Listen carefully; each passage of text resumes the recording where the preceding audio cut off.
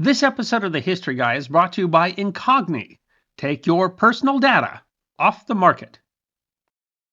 If I were to ask you what role Wyoming played in the American Revolution, you might be understandably confused. I mean, after all, Wyoming didn't become a state until more than a century after the American Revolution. The battles of the Revolution were more than 1,500 miles from Wyoming. If it had been visited at all by Europeans in the time of the Revolution, it was only by a handful of fur traders. But if you come from a certain part of western Pennsylvania, you might know that the name Wyoming long predates the western state, and that Wyoming played a once well-remembered, if not entirely accurately so, role in the War for Independence. The July 3rd, 1778 Battle of Wyoming deserves to be remembered. You know, and what I think is one of the craziest stories of the year that you might have missed, back in January, cybersecurity experts found this huge unsecured website that included the usernames and passwords for 149 million people for popular sites like Gmail and Facebook and Netflix. Apparently, the information had been stolen using info stealer malware as being shared among criminal sites, and it makes those of us who use those sites that much more vulnerable to phishing scams or identity theft. This is where Incogni comes in. Incogni helps you protect your privacy and take your personal data off the market by reaching out to data brokers on your behalf, requesting your personal data removal and dealing with their objections. By removing your email and personal data from data broker database, it helps reduce how often leaked credentials get reused against you in scams. Thank you, Incogni, for sponsoring this episode of The History Guy. Go to incogni.com/thehistoryguy and use the code TheHistoryGuy to get your exclusive offer of 60% off an annual plan. You know, I know what it's like personally to be targeted with these phishing scams, and I want to protect my reputation, my finances, my family. I've been an Incogni user for years, and it's removed my data from hundreds of sites and saved me 578 hours and 15 minutes of effort trying to do that myself. That's 15 hours just in the last month. And you can get an extra layer of protection too with Incogni's custom removals feature in the Unlimited Plan and Family Unlimited Plan. You can point to any People search site or other website where your personal information is visible, and one of their privacy agents will take care of the rest for you. You know, the bad guys are at it all the time, but Incogni can help you remove yourself from the internet completely. They cannot harm you if they cannot find you. So go to incogni.com/thehistoryguy and use the code TheHistoryGuy to claim your exclusive offer of 60% off, or use the link in the description to claim your offer 60% off. Take your data off the market. Dr. Carl W. Ziegler, an associate professor of education at Lafayette College, wrote in the Washington Post in 1928 that probably at the present time there is no place in the United States so full of literary and historical lore, and yet so neglected and so little visited by tourists and students, as the Wyoming Valley in eastern Pennsylvania. The name Wyoming is a very anglicized version of a name from the local Delaware people that means roughly at the Big River Flat, referring to the Susquehanna River that runs some 25 miles through the valley that today includes the Pennsylvania cities of Wilkes-Barre and Scranton.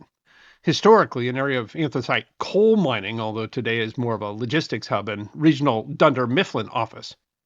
In 1809, Scottish poet Thomas Campbell wrote a poem about the valley, which popularized the name Wyoming, and it is generally, though not universally, thought that it was the inspiration behind naming the western state.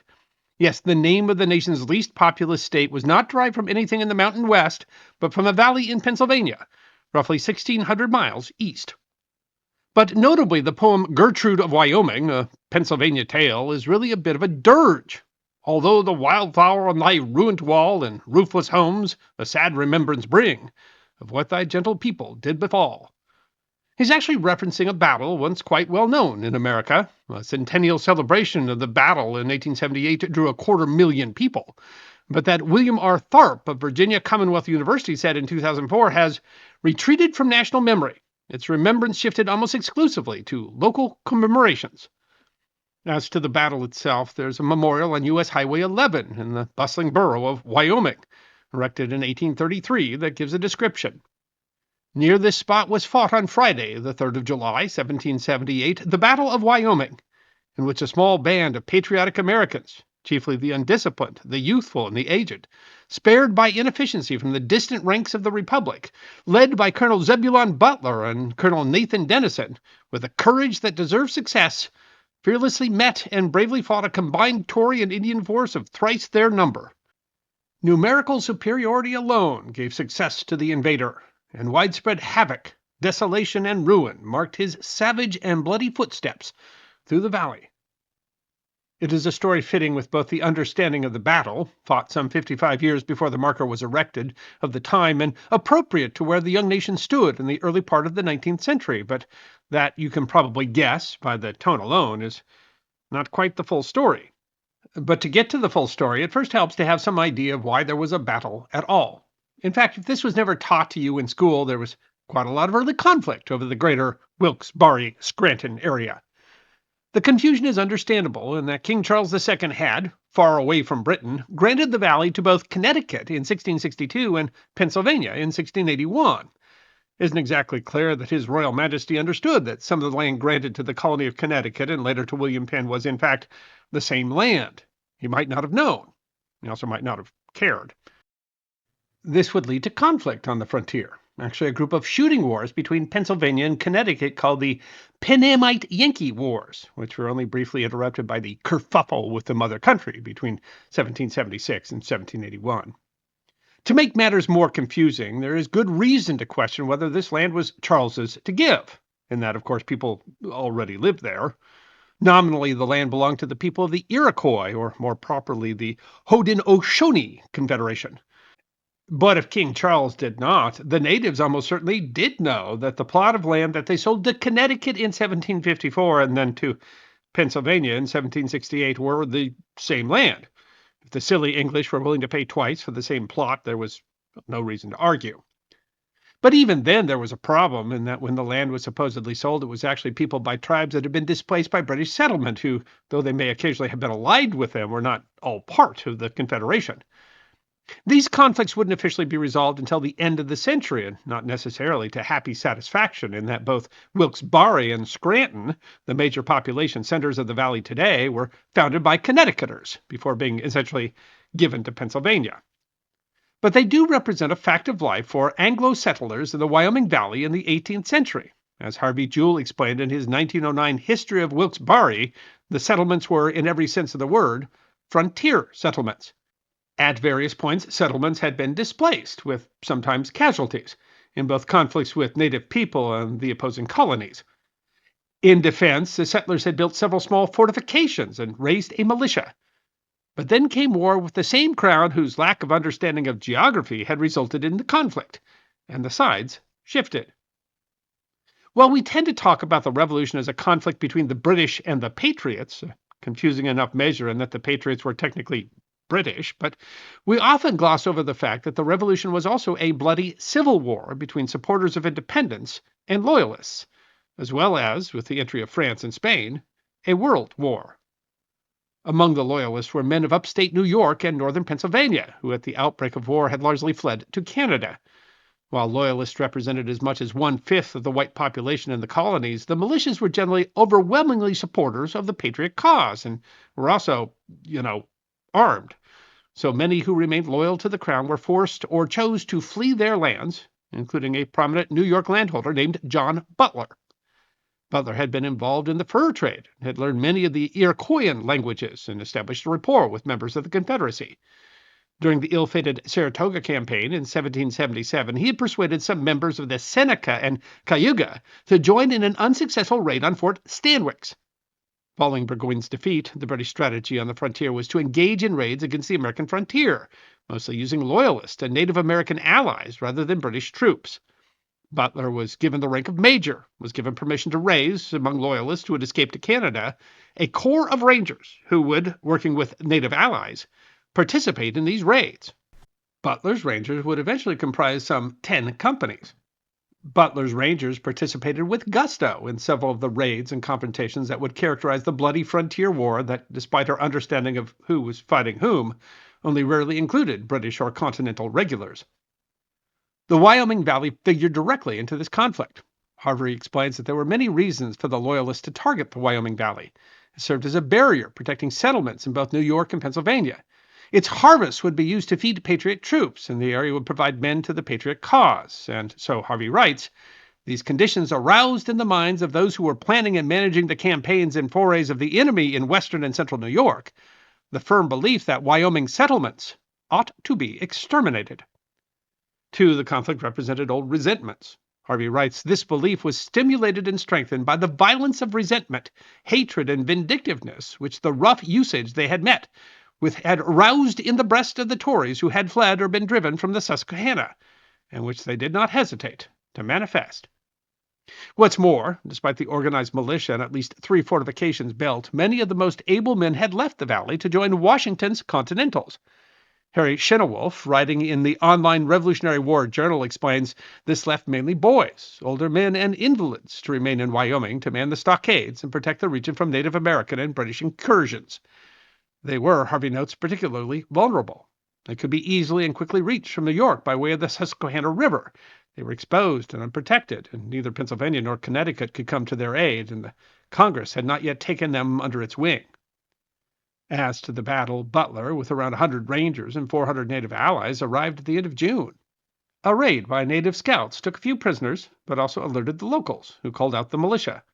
A small number of Continental regulars were also present, apparently men visiting home, and a Continental officer, Lieutenant Colonel Zebulon Butler of the 3rd Connecticut, and yes, that is somewhat confusing, but he and John Butler were not related, took command of the militia gathered. The Tories quickly took the 2 northernmost forts in the area, which were only lightly defended, but most of the militia had gathered at the fort called Forty Fort, so named after the original 40 families that had settled the area. Major Butler demanded that Colonel Butler surrender. Butler said no. Then the colonials made a quizzical choice, deciding to meet the Loyalist force in the field. There's an argument whether they should have stayed in their defensive position. Shenewolf argues that Colonel Butler wanted to stay put, but was shamed into action by another officer, accusing him of cowardice. But Butler might also have been concerned about supply in a siege where there was scant hope of relief. Moreover, Major Butler had burned the 2 northern forts, intended to give the impression that his force was retreating, and Colonel Butler may have believed himself to have a numerical advantage. In any case, the colonials marched out, and the 2 forces met in an open field near the destroyed Fort Wintermoot. The exact events of the battle, which only lasted about a half an hour, are disputed, but there is general agreement that the militia were flanked by the Seneca and Cayuga warriors. An attempt to turn a company of the inexperienced militia to protect the flank became confused and fell into a rout. The fleeing militia were then, for the most part, run down, killed, and scalped by the Seneca and Cayuga warriors. The few taken prisoner were also killed, and only a handful, including Colonel Butler, escaped. That was that, a significant defeat for the Patriots. Only 3 on the Loyalist side, 1 Indian and 2 Rangers, were killed. Colonel Butler fled with a few regulars, and the remaining militia that had escaped to Fort 40 were compelled to surrender the next day and paroled. The Tory force then proceeded to burn the settlement. Now here there is controversy. Tharp writes that on July 20th an account was published in the newspaper The Pennsylvania Packet, written by an editor named John Holt and supposedly collected from many of the distressed refugees who escaped the general massacre. The report said that the attackers had murdered women and children and wounded soldiers at the fort by setting the buildings on fire with them inside, and then engaged in an indiscriminate slaughter throughout the countryside.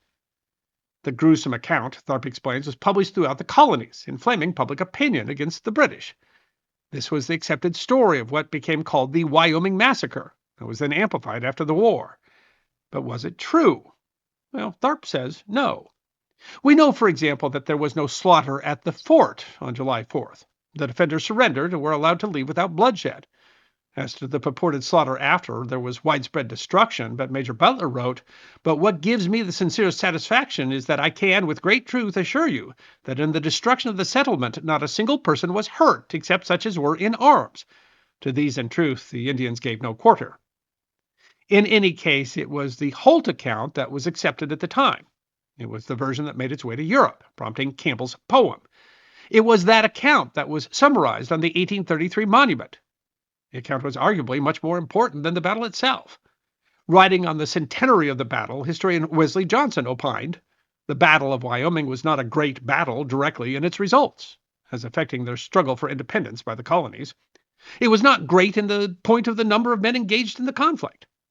But it was great in this: the exaggerated story of the atrocities committed by the British troops and their allies, heaven knows the truth was bad enough, fired the heart and nerved the arm of every American patriot in this broad land, wherever the story became known. The battle, and the myth that followed, spurred a punitive expedition by the Continental Army the following year under General John Sullivan, that largely dispersed the Haudenosaunee. If there was a real loser in the war and the subsequent Treaty of Paris, it was the native peoples. Tharp argues that the myth was kept alive by patriots after the war, who largely wrote the story of the war and had every reason to portray themselves as heroes versus the British. The myth then further defined the conflict in the War of 1812, fought, among many other reasons, over fear of British inflaming native unrest on the frontier. The battle only faded from national consciousness to local history, Tharp argues, as the utility of the myth faded. Tharp focuses on the power of the myth, which he claims had long-lasting effects on American identity and conceptions of the past, in particular on attitudes towards Native Americans. He concludes, above all else, the legends related to the Battle of Wyoming underscore that Americans, historians or not, should be critical of what they accept as accurate information. It just might be the beginning of a new, unfounded American legend. And that is a fair point always. History is always written with a perspective, and anybody who's reading history should try to keep that in mind. It is a grand irony that how we remember history is its own kind of history. And to be fair, these men were slaughtered, many of them having surrendered already or in the course of retreat, and I guess you could call that a massacre, although Shenwolf quotes the Pawnee chief Tecumseh when he says, "When the white man wins, it's a great victory, but when the red man is victorious, it's called a massacre." But in any case, there was a battle, and that battle over time seems to have fallen from the national memory. Nearly forgotten, except for maybe some local observances. The monument is correct in some important aspects. These men did march out. They did fight. They did die for a cause, and whatever you want to call that, battle or massacre, grand myth or grim reality, it is history that deserves to be remembered. I hope you enjoyed watching this episode of The History Guy, and if you did, please feel free to like and subscribe and share The History Guy with your friends. And if you also believe that history deserves to be remembered, then you can support The History Guy as a member on YouTube, a supporter on our community at Locals, or as a patron on Patreon. You can also check out our great merchandise shop or book a special message from The History Guy on Cameo.